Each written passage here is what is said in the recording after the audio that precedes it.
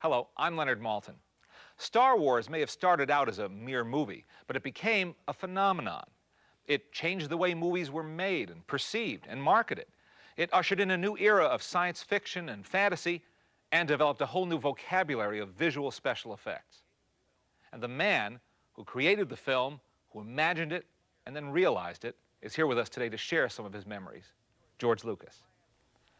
George, if I asked you to sum up your feelings today, looking back at the whole Star Wars experience, if I asked you to sum that up in one word, what word first comes to mind? If there's anything the Star Wars experience has been for me, it's unpredictable. You know, not only in the making of the movies and in creating the stories in the first place, which is the fun of it, is because you don't know where it's going to go, and the making of them were a huge adventure. But the success and all the stuff that's come after it and everything is just, you have no idea what's going to happen next. Let's go all the way back to the beginning.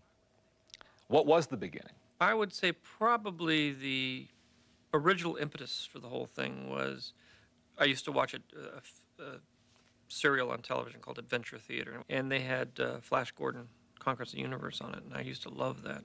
So I went off and wrote my own space opera and developed the story and took it to United Artists that had the first rights to it. They said no, they didn't want it, and then I took it to Universal because I just finished American Graffiti, and they said no, they didn't want it. And finally took it to 20th Century Fox, and Alan Knight Jr. said, I'm interested. He said, I don't understand this, but I loved American Graffiti, and whatever you do is okay with me, because otherwise I don't think it would have ever gotten done, because it was crazy. You know, spaceships and Wookiees and robots, and it was just unlike anything that had ever been seen before. Tell me about that first script. Now, did you try to tell the whole story in one script? Well, at that point, it wasn't the whole story. I wrote a script, and the script was very ambitious. It told a very large story. When I finished it, I realized that it was way too big to make into a movie. So I took the first part of it, sort of the first act, and I said, I'll make the movie about this. And I had to expand on it and move it around, play with it a little bit. But I basically then focused on that as being the film. And I said, someday, if I ever get a chance, maybe I'll make these other things, the rest of it, the other two-thirds, into a movie. But right now, that's just going to have to go on the shelf, and I'll leave it there. And so that's really how the first project came to pass. The other part of it is in order to write that first script, I had to write a backstory about where Darth Vader came from, how the kids evolved, his wife, how Ben related to all that, how the Emperor came to power. And that ended up being the basis for the projects that I'm working on now. You have a go-ahead on the script. You're revising it as you're preparing now to shoot the movie. How do you begin to prepare to shoot this movie? I went around and there were no departments at the studios, no one to do this. So I had to sort of build up from scratch my own special effects company in the process of starting this whole thing. How do you find people? How do you find the right people to do that kind of thing and to invent things, which is what they had to do? There was a small group of people that had done special effects. Some guys had worked in commercials doing the Pillsbury Doughboy and this, so there was maybe a few dozen people in Hollywood that actually had some experience. They were mostly college students. They're mostly very young. I think the average age of ILM when it started was like 24.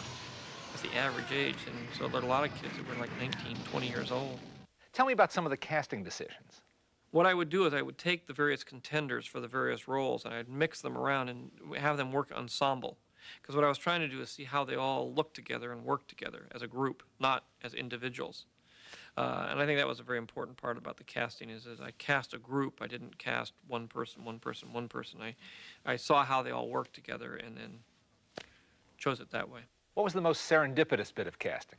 Probably Harrison. Fred Roos, who was helping with my casting, was a good friend of Harrison's, so he had him. He was a carpenter, and he sort of had him. I mean, he'd been an actor and he'd been under contract, but he was working as a carpenter, fixing their offices up.